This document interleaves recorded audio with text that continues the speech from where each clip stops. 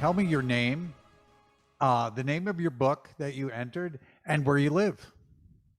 My name is Caleb Benadum. I entered my book Kidnapped at Koh Ker, and I lived in Geneva, Switzerland. Okay, so it's Koh Ker. It is. It's in Cambodian, in Khmer, the language. They have silent R's on the end of things, so it's sort Oh, of grammatically correct to spell it with an R, but the R's are silent, and so it's the same with the language. A lot of people say Khmer, but it's actually Khmer. It's just that the R consonant at the end is silent. But I don't expect people to know this, right? And you use the name that's like one that's commonly written. So, but right. So, I say it out loud. I always try to say okay. well, when they announce your name at the award ceremony, they'll mispronounce it, uh, and I'll That's, just let them. That'll be that's funny. fine. You can correct them later. Um, well, let me ask you this because we talked a little bit before we started the interview, but obviously, you've been to Cambodia. Tell us about your experience there, because that's where your book takes place. So, tell us a Yes. little bit about your background. Sure. So I grew up in mostly in Ohio until I was 13. But when I was 13, my family moved to Phnom Penh, Cambodia, as missionaries. My father is a doctor, and he still runs a nonprofit clinic that's just outside the city, and that provides healthcare to people who can't otherwise afford it. And which is obviously a big need in Cambodia. It's the country is developing, but the healthcare system is lagged somewhat behind. And so I spent 5 years in Phnom Penh. I went to high school in Phnom Penh in eighth grade, and during that time, I had the opportunity and privilege to be able to travel around Cambodia and see many different parts of the country, including the temple of Koh Ker, and which is where I eventually set my book. And even when I went there as a 14, 15-year-old, I actually thought that if I ever wrote a book, I would set it at that temple. You did a really good job opening with a big bang. So, tell us how you started the first chapter. The opening chapter I wrote, and then I rearranged the chapters multiple times throughout the drafts. Right. And but the first time I wrote it, the first draft I wrote, the chapters were in the order that they're in now. And so in the end, after multiple drafts, I sort of came to this sort of slower beginning. And then I started getting feedback from people who were reading it, friends and family, that said, "Oh, it's just not. It's really exciting once you get into it, but it's sort of slow at first." And I thought, well, that's not what you want in an adventure novel. You want people to Right. get in the action right away. And so I said, maybe I had a good sense at the beginning when I first wrote that first draft. And so I went back to that and then started getting really great feedback. Because of the other things I'd done over the drafts, I think it really improved the character of the book overall. But that opening where it grabs you and puts you into this mystery and its action right away, that's exciting, and it also shows you sort of right away what the book's going to be. Have you been to the temple? Yes, I've been. I went when I was, I think I was 14 when I went, in 2003 or 2004, and I we went on the back of dirt bikes. You had to travel over pretty bad roads, and as a result, nobody really went to the temple, especially not tourists. So when I first went there, it was, especially as a kid with a heart for adventure, a love for Indiana Jones movies, right? Right.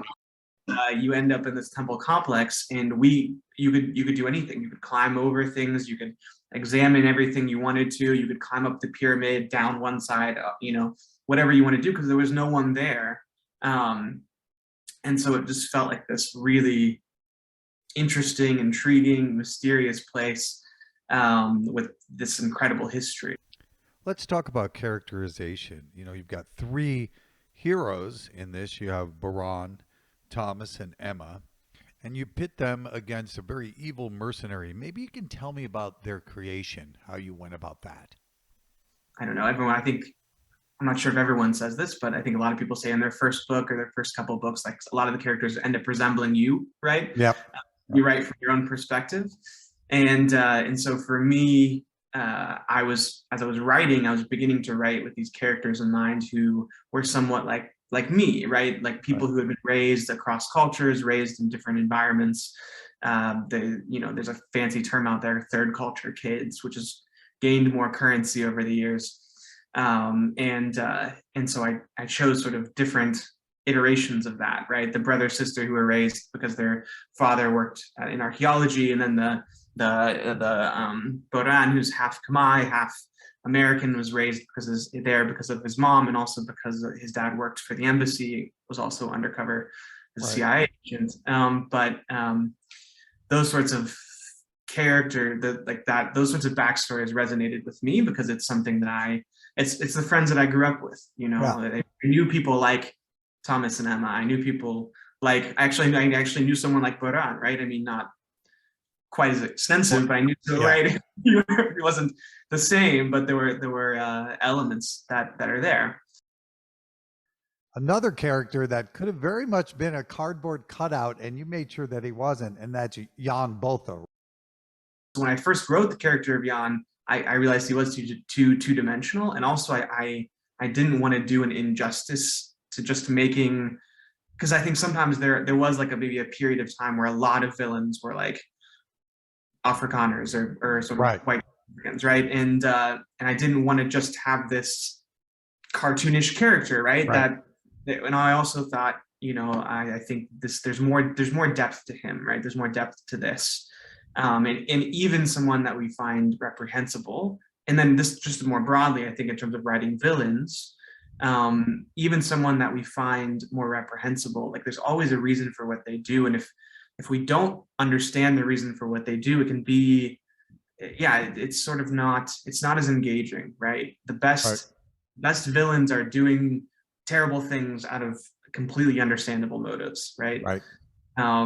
So, and they may be warped, they may be twisted, but there's like a kernel there where you're like, I understand that, and actually that makes a lot of sense. Or I've felt that way, right? That wouldn't drive me to do the same thing, but I've felt that way, or I understand that. What really broke it for me, and this is actually true for all of my characterization, but what really broke through for me was the writing from multiple perspectives. When I started writing chapters from Jan's perspective, and even if I had gone back and put it into a different type of point of view, which I didn't, I ended up keeping the way that I'd written it. But even if I had, I think writing chapters from his perspective was incredibly helpful because it made me think about like, how would he understand why he's doing the things that he's doing? Central to much of the action and all the motivations of the characters is the artifact that Jan Botha is trying to steal from the temple. And when we think of an artifact in a temple, we think like in Indiana Jones, it's really small. You could carry it in your hand. But that's not the case here. Could you tell us a little bit about the history of the Harihara and maybe why you chose to do with it what you did? That's also an interesting question. I originally started with a more historically accurate artifact that they're going to be going after, and I thought about it for a lot of time, and I thought this just isn't as exciting, and there's reasons for it, and so I created a bit of a historical fiction, but I placed it in the historical narrative. So I'll explain that. What probably would have been on top of the temple is like a 9 to 10 foot tall Shiva Linga, which is a representation of the male genitalia. And it's a monument to Shiva, and it's like this large granite thing, right? So that was originally the artifact because I wanted to be really true to the history. And so of course it's very heavy, it's very, right, it's all the things the statue is too. And then I had a lot of readers come to the book, and some of them were like, this is a little bit of a strange artifact for them to be going after. I said, that's right, that makes sense. Yeah, it is strange. It's accurate, but it is a little strange. Yeah. Yeah, totally. So then I started thinking about it, and I just started reading about the Harihara, and I wanted to create a bit of a character I wanted to like have it represent some of the character of the rebel king who moved his capital to a different spot, Right. and was sort of some people considered him a usurper, right? He just sort of had this claim to the throne, and he was completely different than anybody else. And so I thought, what would be something really interesting? And as I was reading more about Cambodian history and some of the artifacts in that time, in the 7th century, there was a really in Cambodia, in the north and the south, they sort of worshipped different parts of Hindu deities, right? So in the north, I think I'm going to get this right. I think in the north it was Vishnu, and in the south it was Shiva. And then eventually the Khmer Empire sort of shifted. Like, it was originally Vishnu, and then by the time the 10th century rolled around, it was Shiva as a whole. There's a tradition in Cambodian Hinduism where they, in the 7th century, they did have statues which are called the Harihara, which is a combination. It's half Shiva, half Vishnu. And so that's sort of the genesis, where I started thinking, oh, wouldn't it be interesting if instead of a Shiva Linga, I just make this historical fiction that instead of it is instead this other type of artifact. So just to wrap up here, what would you say to someone who's considering entering the Adventure Writers competition?